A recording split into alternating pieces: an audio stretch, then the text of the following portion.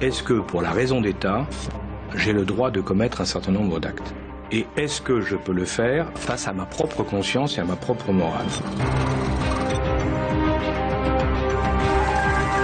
On a décidé à l'époque de monter un service d'exécution que j'ai appelé tout de suite Murder Incorporated. On a le droit de commettre toutes les turpitudes à condition de ne pas se faire prendre. C'est ça la grande morale. Un service de renseignement ne peut pas être dirigé comme un service ordinaire.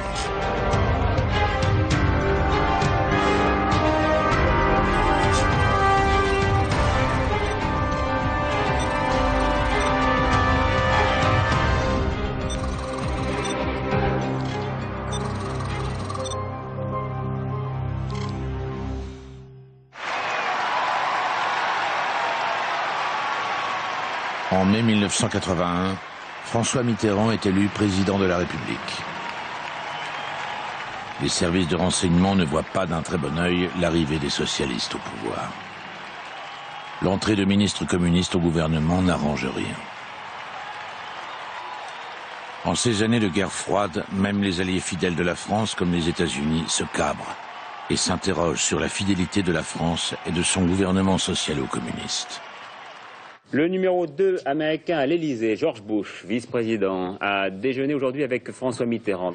Justement, la présence de ministres communistes au gouvernement français a été l'un des premiers sujets de discussion avec François Mitterrand.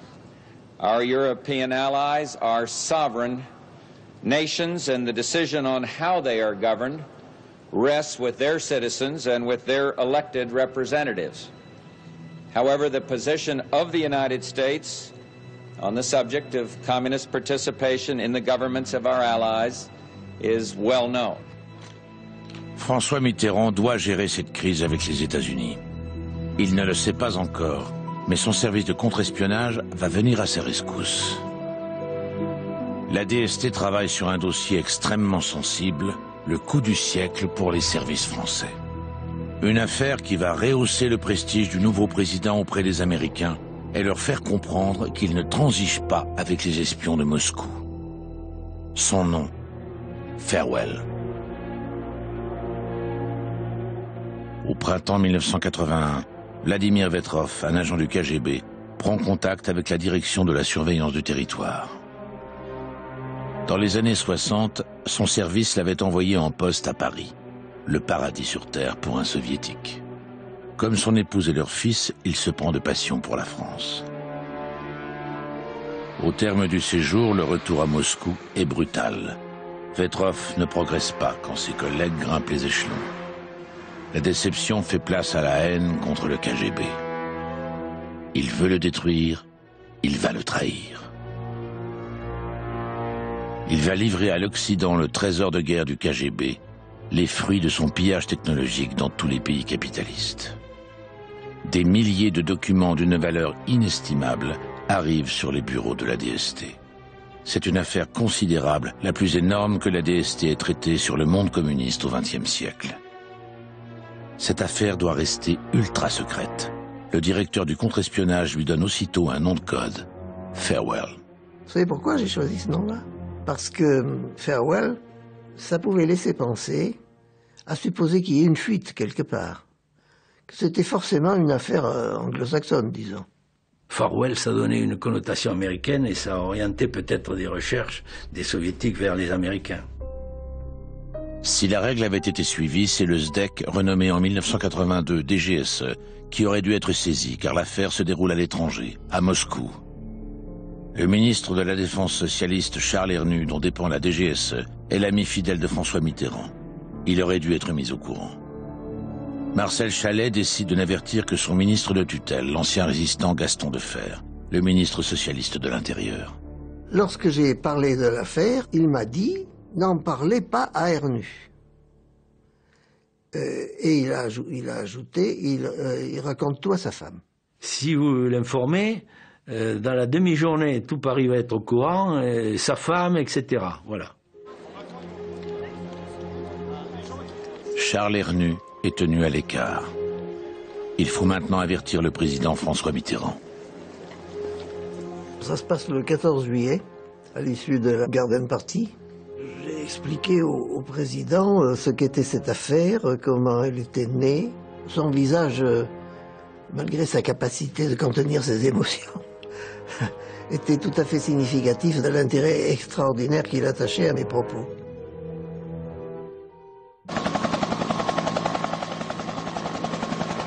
Le 19 juillet, 5 jours après avoir été mis au courant, François Mitterrand se rend au sommet du G7 à Ottawa. Le président français informe son homologue américain Ronald Reagan.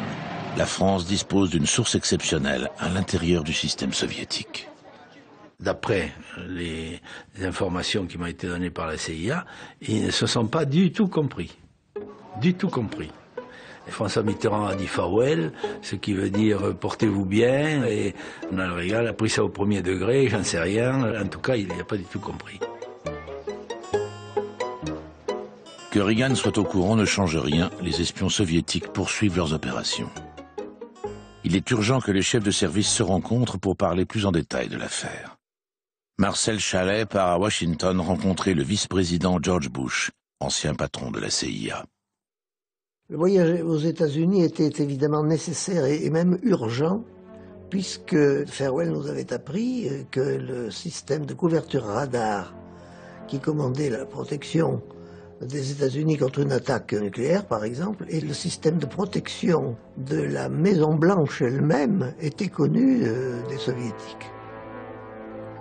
Il était urgent de dire aux Américains que leur système avait été démasqué et qu'il fallait qu'ils le changent.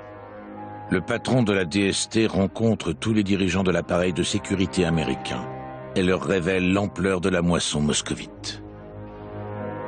Cette révélation, ils la reçoivent avec une extrême surprise. George Bush a dit que c'était probablement une des percées les plus significatives depuis la Seconde Guerre mondiale dans le système soviétique. This is obviously the most significant breakthrough of the Iron Curtain. J'ai entendu ça avec beaucoup de plaisir, mais ça correspondait bien à l'image que je m'étais déjà faite de cette affaire et des perspectives qu'elle offrait. Bien que l'affaire se déroule depuis près de 2 ans à l'extérieur du territoire, le nouveau directeur de la DGSE, l'amiral Pierre Lacoste, n'est pas davantage mis au courant que son prédécesseur. La DST ne m'a pas mis au courant de l'affaire Farewell. Ça n'a pas effleuré notre esprit, monsieur. Hein?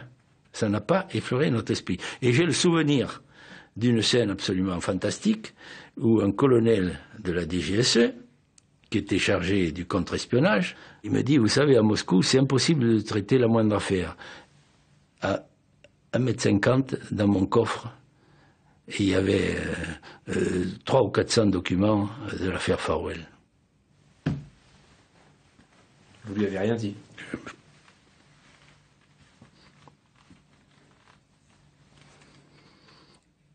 C'est un excellent ami, mais... En fait, c'est une très grande opportunité que ce soit la DST qui ait traité le dossier Farewell, parce que si ça avait été un agent de la DGSE, les Soviétiques n'auraient pas manqué de l'intercepter. Mais c'est parce que ça a emprunté des voies tout à fait anormales, d'anormales dans la logique administrative, que l'affaire Farewell a réussi. En 1983, la DST n'a plus de nouvelles de Vetrov depuis plus de 10 mois. À Moscou, il ne vient plus au rendez-vous habituel avec son officier traitant. Peu importe. La DST a accumulé assez de preuves. L'heure de la riposte a sonné.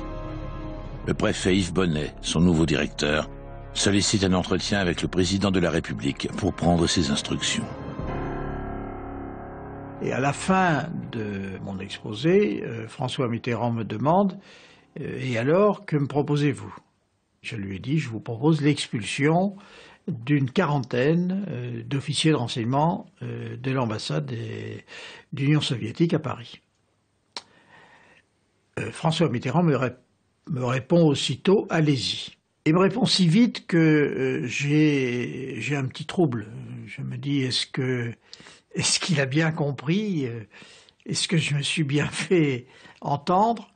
Et donc je réitère ma question, quitte à paraître un petit peu insolent, mais supposez que on se mette à expulser une quarantaine de diplomates soviétiques alors que le président n'avait pas très bien compris, ça ferait, comme on dit aujourd'hui, ça ferait désordre. Donc je renouvelle ma question et il me répète les mêmes mots, allez-y. Aval du président, et qui a quand même dit autant que ses propos m'ont été rapportés, vous avez quand même eu la main un peu lourde. Expulsion? Au Quai d'Orsay, on n'aime guère le procédé.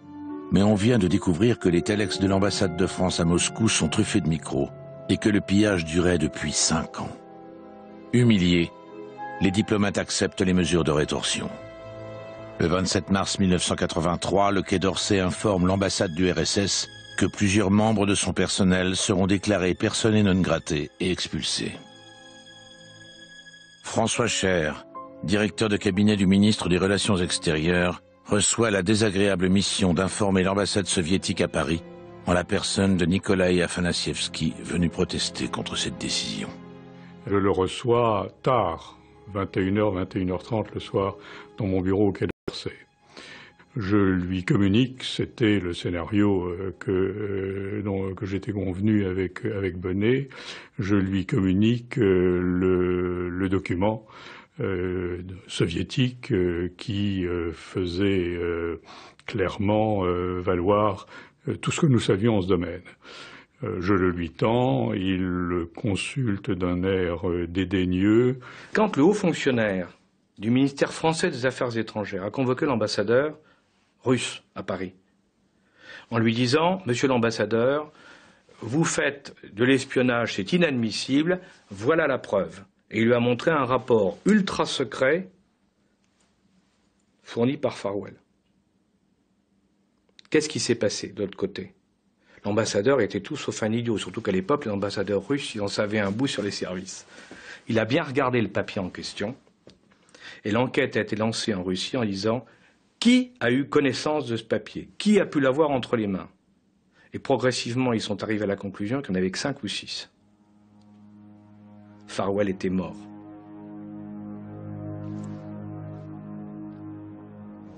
Protéger les sources, c'est le base même des services. Malheureusement, beaucoup de gens l'oublient, y compris dans la fonction publique. Ça a duré même pas peut-être 30 secondes, et il me le rend en me disant tout ceci n'est bien évidemment que faribole et ne correspond à rien. Quel choc et quelle rapidité d'exécution. Un coup de balai diplomatique comme celui-là, on n'avait jamais vu ça. Je vous laisse découvrir les images que vous voyez en direct. Diplomats, journalists and others, all described as agents of the secret services of the Soviet Union. Les expulsés et leurs familles, environ 150 personnes, montent dans les véhicules. 13h37, les véhicules démarrent, direction Roissy. C'est la première fois que la France procède à une expulsion si massive de diplomates soviétiques. Enfin, je mets le mot diplomate entre guillemets. 47, c'est quand même si c'était une grosse ambassade, c'était très spectaculaire. On a presque vidé l'ambassade. Malgré la ruée des journalistes, ils ne font aucune déclaration jusqu'à l'embarquement vol 1252. Les conséquences politiques sont déjà évidentes. C'est la crise la plus grave entre Moscou et Paris. Paris punit les Russes à la face du monde. Mais les raisons demeurent un secret d'État. Je rencontre un jour François Mitterrand qui me dit, pince sans rire, « Ah, vous m'en avez fait faire une bonne. Figurez-vous que l'autre jour, j'ai demandé un de mes correspondants habituels à l'ambassade soviétique, M. Tcheverikov, et on m'a répondu, mais comment, Monsieur le Président, vous l'avez expulsé ?»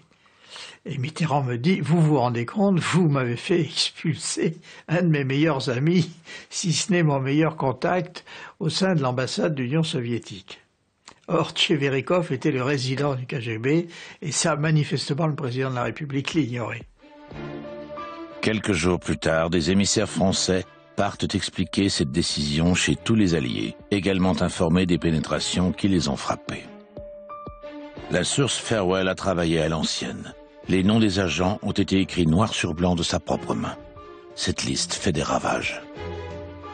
En Algérie, en Belgique, aux Pays-Bas, en Suisse, en Espagne, en Italie, au Danemark, au Canada, au Japon, à chaque fois, les informations de Vetrov transmises par la DST provoquent la stupeur.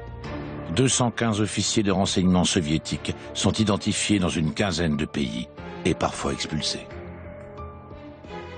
On a complètement détruit leur système de collecte du renseignement scientifique et technique dans le monde occidental. La DST s'est retrouvée dans ces années-là comme, très franchement, un des très grands services de sécurité de l'Occident. Et nous avons pu traiter vraiment d'égal à égal avec les meilleurs services occidentaux. Je me souviens de la réflexion d'un officier de la CIA qui nous a dit vous êtes meilleur avec vos gommes et vos crayons, vous êtes meilleurs que nous avec des ordinateurs dernière génération. Félicitant le président français, Ronald Reagan lui lance « C'est l'une des plus grandes affaires d'espionnage du XXe siècle ». Grâce à cette affaire exceptionnelle, la DST a permis à François Mitterrand de régler un très sérieux problème diplomatique. Effaçant l'effet de la présence des ministres communistes dans le gouvernement, il a démontré aux Américains que la France demeure d'abord une alliée fidèle. Naguère objet de suspicion, la DST est devenue pour François Mitterrand un sujet de satisfaction. Pour Vladimir Vetrov, la source Farewell, la fin de partie est tragique. La pièce à conviction présentée aux Russes a rapidement permis de l'identifier. Il est exécuté. Mais à cette époque, son existence demeure un secret d'État. Le grand public et la presse ignorent pourquoi tant de diplomates russes ont été expulsés. L'affaire doit rester confidentielle.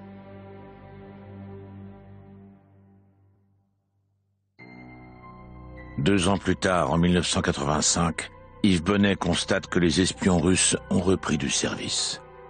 Il veut leur donner une leçon. En contradiction avec les ordres reçus, il prend l'initiative inédite d'ouvrir sa porte au journal Le Monde et à TF1 pour leur présenter des preuves.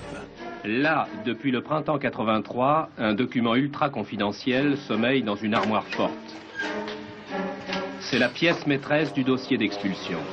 Les 4 premières pages passent en revue la documentation et les échantillons technologiques pillés par les agents soviétiques. Yves Bonnet donne le même document que celui que Afanassievski avait lu et il avait blémi dans le bureau de François Cher, c'est-à-dire le document le plus secret de l'affaire, est publié dans Le Monde. Bonnet a même organisé une visite, pratiquement, de service de la DST pour... Alors, lui, il disait que c'était pour l'intérêt de la maison, pour l'image de la DST, donc du ministère de l'Intérieur, et donc de vous, monsieur le ministre. Moi, je pense que c'était une énorme connerie de sa part. Le directeur de la DST a pris une initiative contestable. Elle risque d'œuvrer contre la diplomatie française. François Mitterrand place en effet de grands espoirs dans les capacités réformatrices du nouveau maître de Moscou, Mikhail Gorbatchev. L'initiative d'Yves Bonnet risque de jeter à terre la relation franco-soviétique. Lorsque François Mitterrand lit Le Monde, avec l'article de Plenel, c'est un déchaînement de fureur. Ah bah ça l'a stupéfait. Il était sidéré, il a commencé à m'engueuler. Je lui ai dit, bah oui, d'accord, engueulez-moi, mais enfin c'est pas moi qui ai nommé Bonnet. Et après ça, quand il continue à m'engueuler, je lui ai dit, attendez, moi je suis dans ce cas-là, pour Bonnet, on le vire demain matin. On le remplace au Conseil des ministres suivant. Ah non, parce que, vous comprenez, c'est quand même quelqu'un que, etc. Alors tout le monde s'émeut, le secrétaire général de l'Élysée, Bianco, m'appelle, extrêmement agressif, hein, pour ne pas dire, et menaçant, pour ne pas dire davantage. Et évidemment, à ce moment-là, mon trône, si trône il y a, fait beaucoup plus que vaciller. François Mitterrand ne pardonne pas. En cherchant à faire valoir ses efforts et ses succès, la DST convainc surtout le président qu'elle complote contre lui, afin de gêner le rapprochement franco-soviétique. Décidément, le malentendu entre service et pouvoir est profond. Yves Bonnet est remercié. L'événement de 85 a complètement détruit ce qui avait été construit avant. C'est-à-dire qu'on avait rétabli en quelque sorte le courant entre le pouvoir politique et la DST. Tout d'un coup, tout s'écroulait.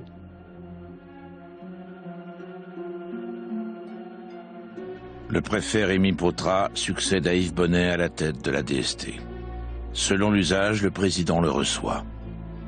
La première chose qu'il me dit, c'est votre maison ne m'aime pas, et depuis longtemps. Il m'a dit, vous savez, dans l'affaire Farwell, cette affaire, j'ai une certitude. Cette affaire est une manipulation totale des services américains dont la DST était l'objet. Et j'aimerais, m'ajoute-t-il, que vous me fassiez un rapport sur ce sujet. Votre prédécesseur m'en a fait un, et qui ne me satisfait pas. Là aussi, les bras m'en sont tombés.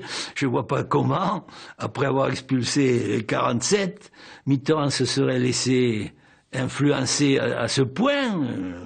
Alors, le personnage est compliqué, on ne va pas trop rentrer dans les détails, mais ça m'a paru assez extravagant. Alors j'ai remis mon rapport quand même pour terminer cette histoire, mais comme c'était effectivement dans la même conclusion que celle à laquelle était parvenu Yves Bonnet, c'est-à-dire une grande affaire quand même du siècle en matière de contre-espionnage et de renseignement aussi, donc le cabinet du président de la République m'a fait comprendre que c'était pas tout à fait ce qu'il souhaitait et m'a demandé un deuxième rapport. J'ai donc fait un deuxième rapport sur l'affaire Farwell, et qui a conclu dans les mêmes conditions que le premier, bien sûr. C'est à partir de ce moment-là qu'on a dû penser que j'étais vraiment peu fait pour ce type de métier. L'affaire Farwell, c'est la gloire de la DST. Sa gestion illustre cependant la relation toujours difficile entre les politiques et les services. Grâce à la DST, François Mitterrand a joué du gros bâton contre les espions de Moscou. Et finement, un homme d'État aguerri, et malgré les maladresses de son service, il est parvenu à ne pas rompre les relations de la France avec la Russie. Mais Mitterrand joue sur deux tableaux. Derrière la façade diplomatique, il a conscience de la guerre de l'ombre qui s'opère contre l'URSS. Le président français a bien senti que le géant soviétique est affaibli. Il ne veut négliger aucune occasion de le pousser dans ses retranchements, y compris en le confrontant les armes à la main. Clandestinement, il envoie la DGSE au combat, cette fois en Afghanistan. En décembre 1979, Moscou y a envoyé son armée. Une guerre est née. Les Américains ont engagé des opérations clandestines. Les Français ne sont pas loin. Du côté de Kaboul, les dessous de la guerre froide sont bel et bien brûlants. Les Afghans ont commencé à organiser leur résistance. Ils savaient se servir de fusils, c'est à peu près tout. Mais ils n'avaient pas de connaissances sur la manière de se battre en situation de guérilla. Donc nous avons formé des personnels, d'abord en France, et ensuite nous les avons amenés sur le terrain pour mener des opérations. On a organisé en parallèle, bien entendu, au départ de Djibouti, des livraisons de matériel d'infanterie, de matériel semi-sophistiqué, comme les engins tactiques anti-chars. On travaillait avec Massoud. Nous avions réussi à mettre en place des méthodes qui ont permis à la guérilla de s'implanter. Le principe des Russes étant d'essayer de faire partir la population. Et nous, notre principe était de permettre à cette population de rester sur place pour qu'une guérilla puisse y vivre. Nous avons bien réussi à le faire. Ça a été beaucoup plus discret que les Américains. Nous sommes toujours plus discrets que les Américains. Pendant que les agents du service Action font le coup de feu en Afghanistan, d'autres fronts s'ouvrent. Pour les armées françaises, les années Mitterrand sont particulièrement actives. À Beyrouth, elles tentent de s'interposer entre les musulmans et les chrétiens. Dans l'Orient compliqué, elles vont subir un coup terrible.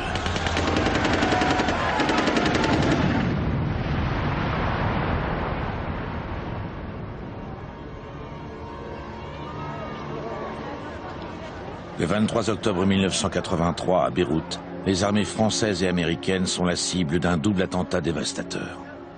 Le casernement des Marines est touché, de même que l'immeuble Drakkar qui abrite les forces françaises. 241 Marines américains sont tués, ainsi que 58 parachutistes français. Un massacre.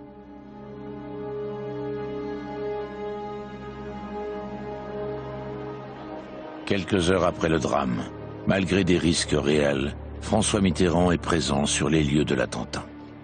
Il décide de riposter. la DGSE reçoit des directives. La nouvelle théorie consiste à frapper vite et fort ceux que l'on soupçonne de vouloir porter atteinte aux intérêts français. Politiquement erronée et techniquement impraticable, cette attitude conduira le service action à perdre ses repères. Le président de la République a souhaité qu'on marque le coup vis-à-vis des initiateurs de cette affaire.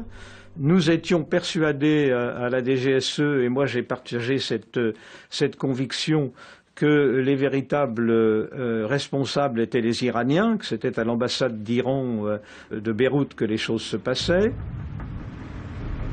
En représailles, 10 jours plus tard, le service action conduit l'opération Satan. Objectif, ambassade d'Iran à Beyrouth. Méthode, des agents placent une Jeep bourrée d'explosifs devant le bâtiment. Résultat, aucun. La Jeep n'explose pas.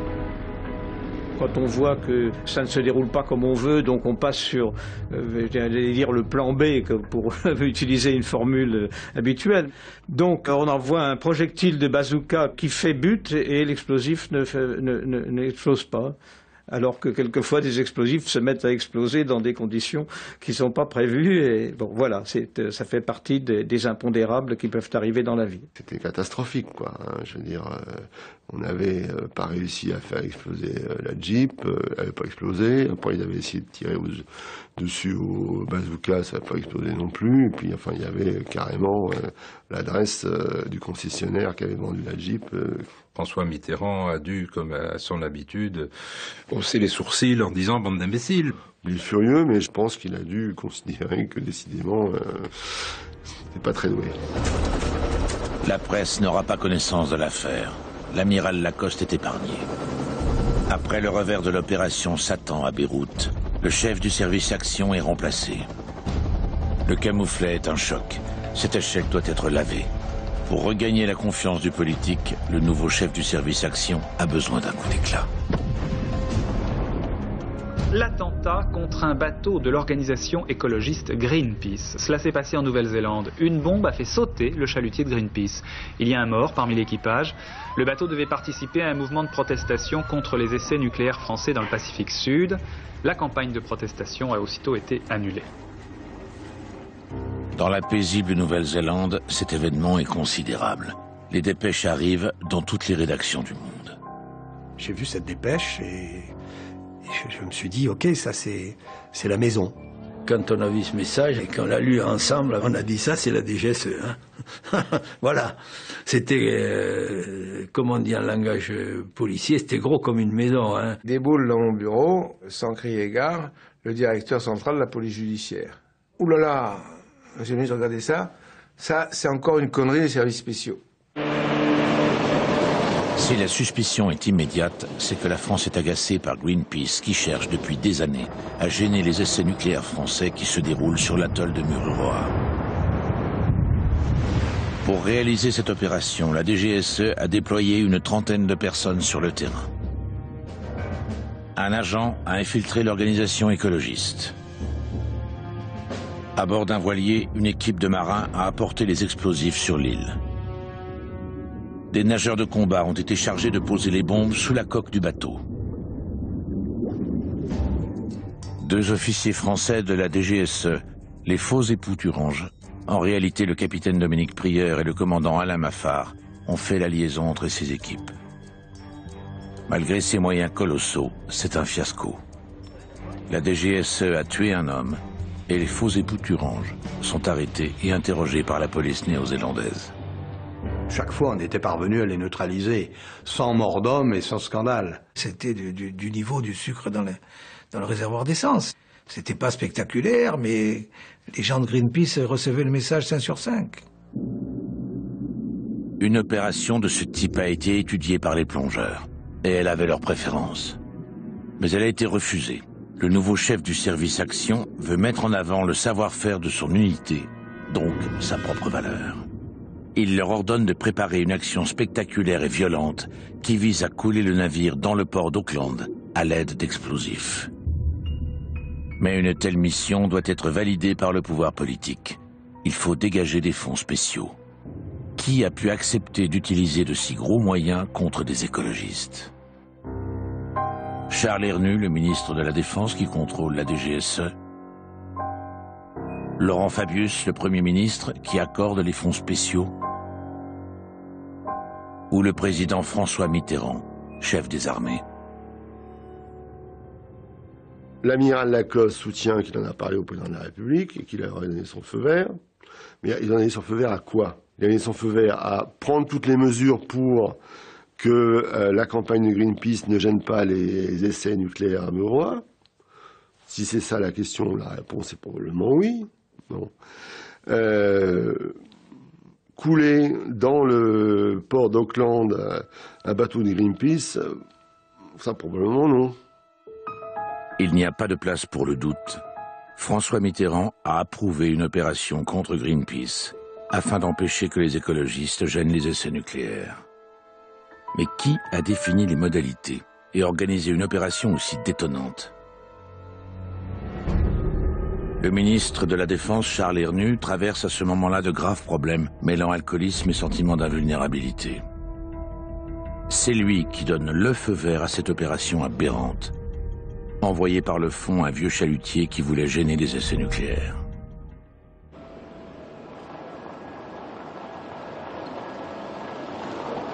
Le 16 juillet, 6 jours après l'explosion, Charles Hernu et Pierre Joxe sont convoqués chez le Premier ministre Laurent Fabius. La discussion est brève. Fabius, j'espère que nous n'avons pas fait cette connerie. Je vous préviens, je ne couvrirai pas. Hernu dément toute participation.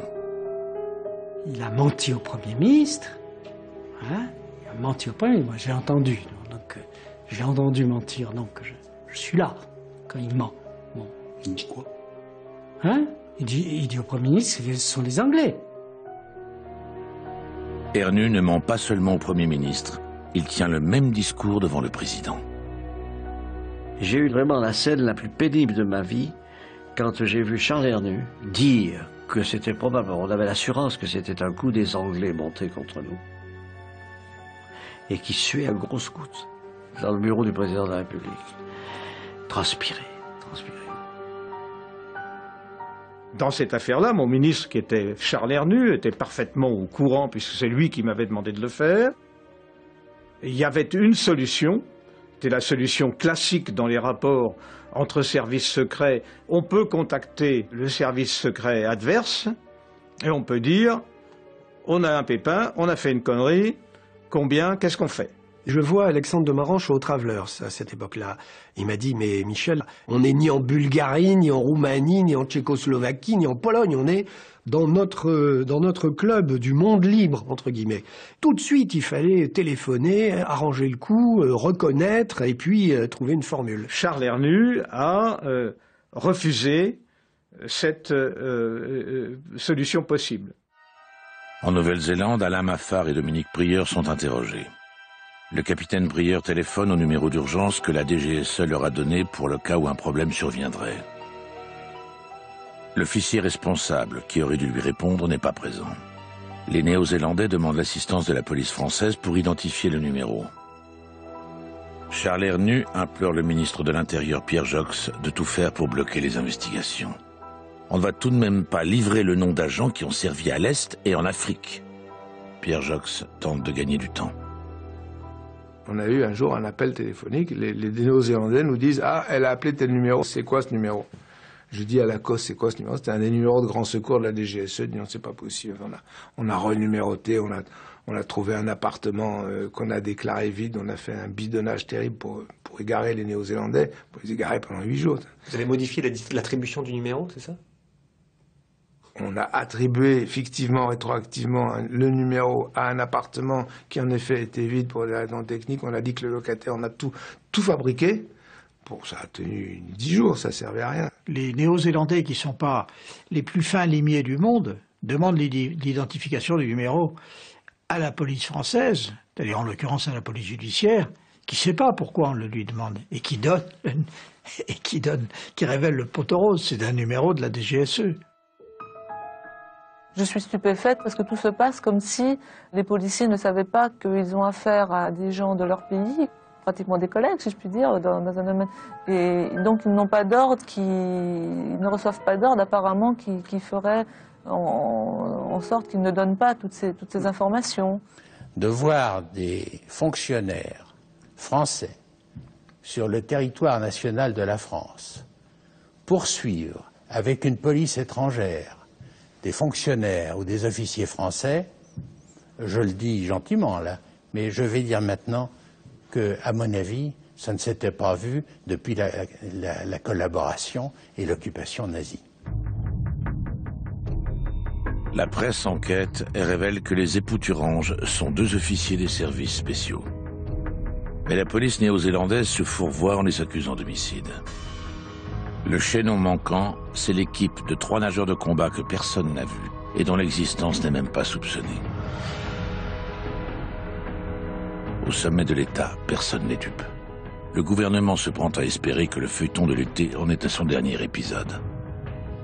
Pendant de nombreuses semaines, le président de la République lui-même était persuadé que ce que j'ai appelé, que l'on a rappelé tout à l'heure, la stratégie du mensonge, était pratiquement arrivé au succès. Mais le 17 septembre, l'affaire bascule. Le Monde révèle l'existence d'une 3e équipe, celle qui a posé les bombes. Ces nageurs de combat ont quitté la Nouvelle-Zélande sans se faire prendre. Le mensonge d'État est avéré. La DGSE est l'organisatrice de toute l'opération. Mais Ernu persiste. Aucun service, aucune organisation dépendant de mon ministère n'a reçu l'ordre de commettre un attentat contre le Rainbow Warrior. Le lendemain, le 19 septembre, François Mitterrand est dos au mur. Il écrit à Laurent Fabius exigeant que des têtes tombent. Le Premier ministre réagit aussitôt et ordonne à l'amiral Lacoste de lui confirmer par écrit les noms des agents impliqués. Je ne signe pas ça. Jamais un chef de service secret ne doit de lui-même dévoiler le nom de ses agents. Voilà, c'est un principe, c'est une ligne de fracture. C'est la négation même de la fonction.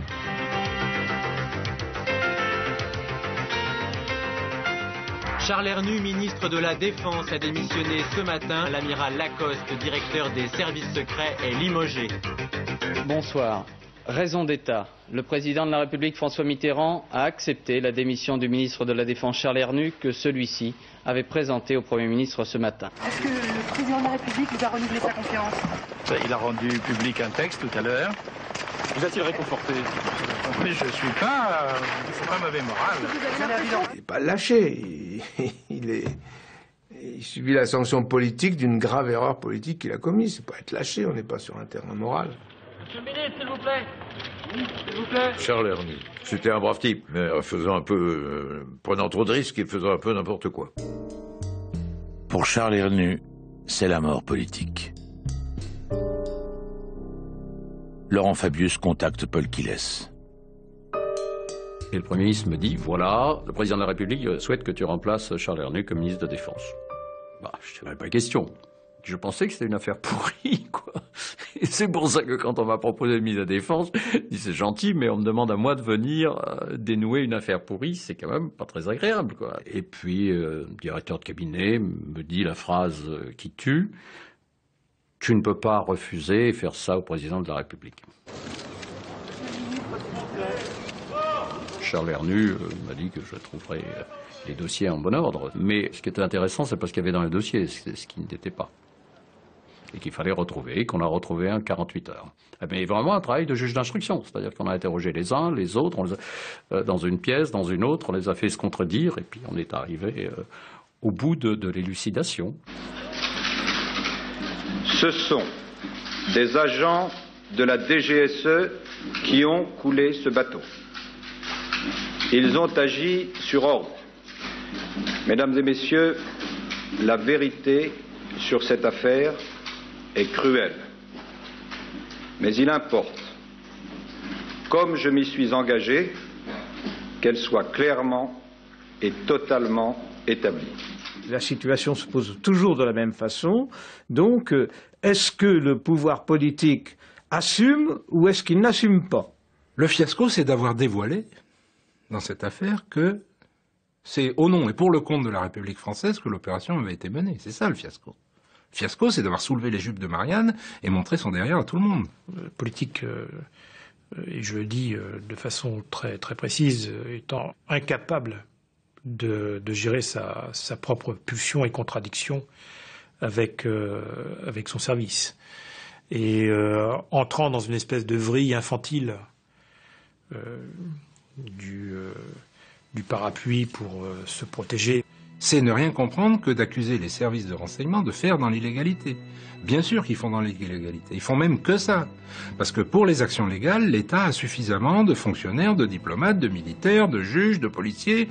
Si tous les États du monde entretiennent des services spéciaux, je dis bien spéciaux, pas secrets, parce que c'est pas des services secrets, tout le monde sait où est la DGSE, la CIA ou l'MI6, c'est pour pouvoir faire des opérations spéciales, pour pouvoir s'affranchir de la légalité et des engagements internationaux. Quand on est officier de renseignement, qu'on on est prêt à donner sa vie pour la défense du pays, parce qu'on va quand même jusqu'à ce niveau-là, et nos familles le savent, on attend du politique quand même un petit peu plus de tenue.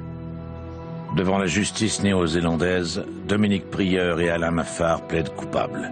Ils sont condamnés sans procès à 10 ans de prison. Même si la France obtiendra leur libération en juillet 1986, leurs noms sont publiés, leurs visages sont exposés, leur carrière est terminée. Officier de tradition, l'amiral Lacoste a sombré sans dire un mot. Il assume sa part de responsabilité et ne s'en plaindra jamais. Je mourrai en pensant à cette affaire. C'est effectivement un aveu d'échec. Bon, je suis relativement serein parce que quand j'ai accepté ce poste, j'ai accepté cette éventualité. Je savais que ça pouvait arriver. La DGSE doit rentrer dans le rang. Le 25 septembre 1985, le gouvernement choisit de nommer à sa tête le chef d'état-major de l'armée de terre, le général René Imbaud, ancien légionnaire, un homme à poigne. J'ai, à ma profonde stupéfaction, découvert une véritable opération maligne de déstabilisation de nos services secrets. Je dirais même de destruction de nos services secrets. Bien entendu, j'ai aussi trouvé des gens qu'il fallait sanctionner. J'ai coupé les branches pourries. Il faut couper les mauvaises branches, on va liquider tout ça, etc. Dans la maison, ces messages ne passent pas. Chacun fait modestement sa part de travail, l'a fait honnêtement, l'a fait loyalement, et on se fait traiter de branches pourries. Et je serai le rempart de ce service. Ce que je veux dire, c'est qu'à partir de maintenant, toute information que l'on prétendrait retenir ou recueillir de ce service est mensonge. Parce que j'ai verrouillé ce service.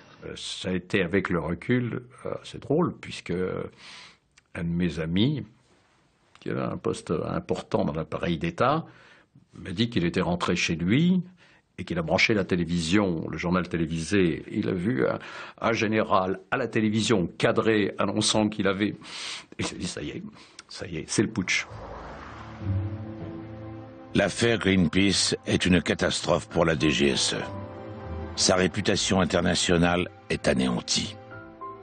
Les nageurs de combat quittent leur base d'Aspletto en Corse pour celle de Kellern en Bretagne. Ils le vivent comme une punition. Rien ne va plus entre le pouvoir politique et les services spéciaux. Le malentendu est plus profond que jamais depuis leur création, 40 ans plus tôt. Pour François Mitterrand, la confiance est définitivement rompue. Il assure à Jacques Attali: ce qui m'attriste, ce n'est pas l'ordre donné, mais c'est la tragique incompétence dont a témoigné son exécution. Mais il est vrai qu'avec la bêtise, on ne peut jamais savoir où l'on va. La gestion de l'affaire Greenpeace par les socialistes pèsera lourd 6 mois plus tard, lors des élections législatives que remporte la droite, derrière Jacques Chirac.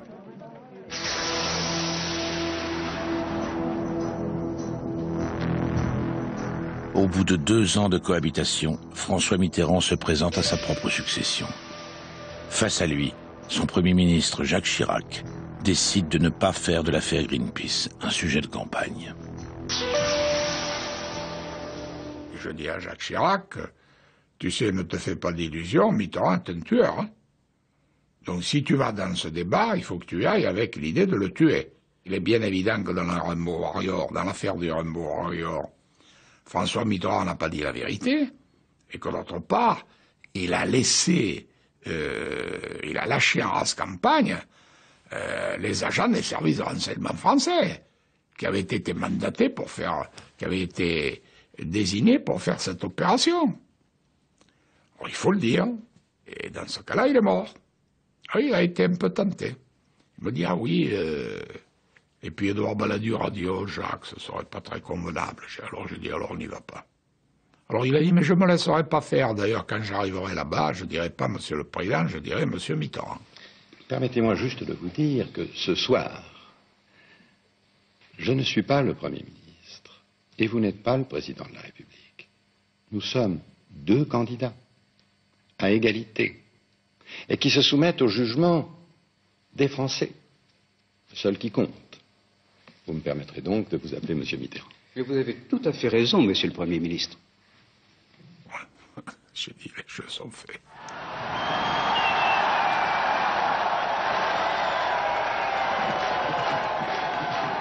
En 1988, François Mitterrand est réélu président de la République. Michel Rocard est nommé Premier ministre. Il éprouve un grand intérêt pour les affaires de renseignement.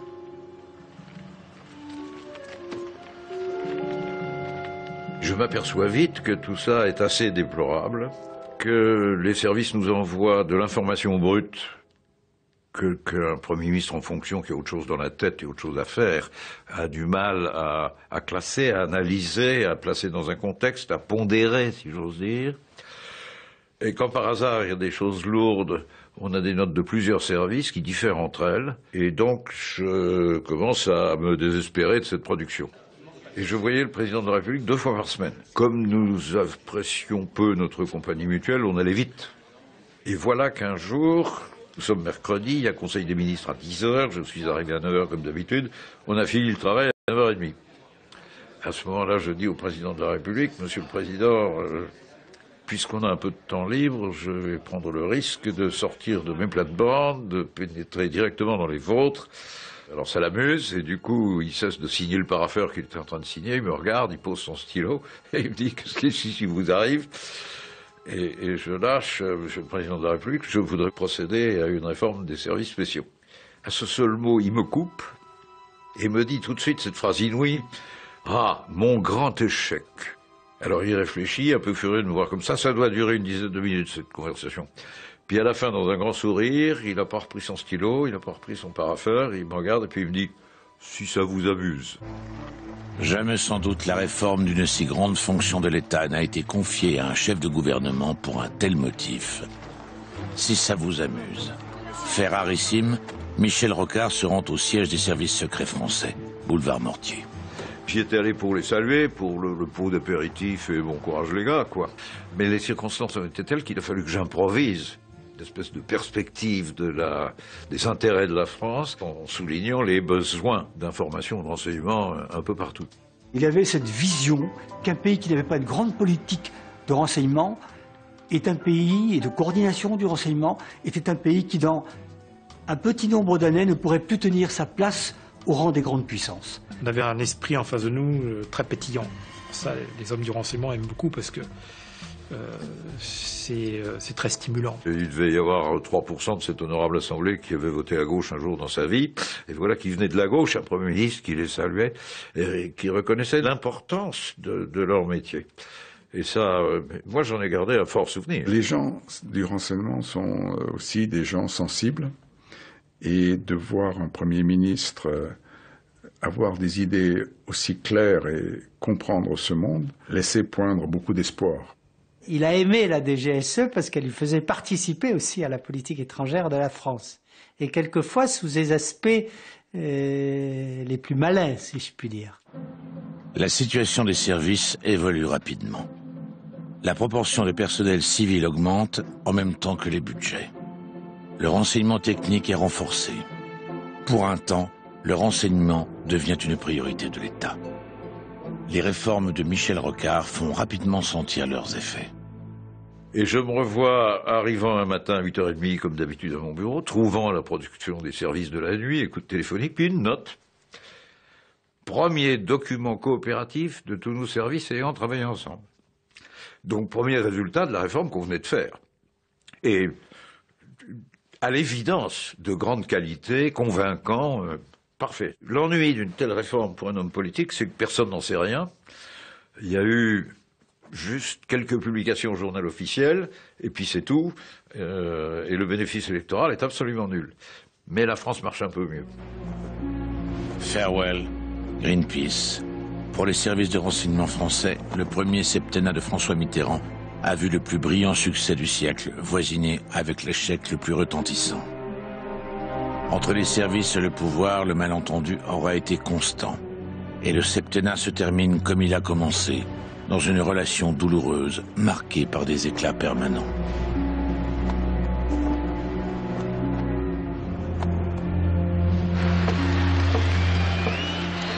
Quelques mois plus tard, un événement historique fait passer ces dissensions au second plan. Le 9 novembre 1989, le mur de Berlin s'effondre 28 ans après sa construction. Ce bouleversement est synonyme de la fin de la guerre froide. Les services secrets auraient-ils pu le prédire? Depuis 1945, ils luttaient contre le communisme. Sans adversaire, ils sont désemparés. Quelles seront désormais leurs nouvelles raisons d'exister?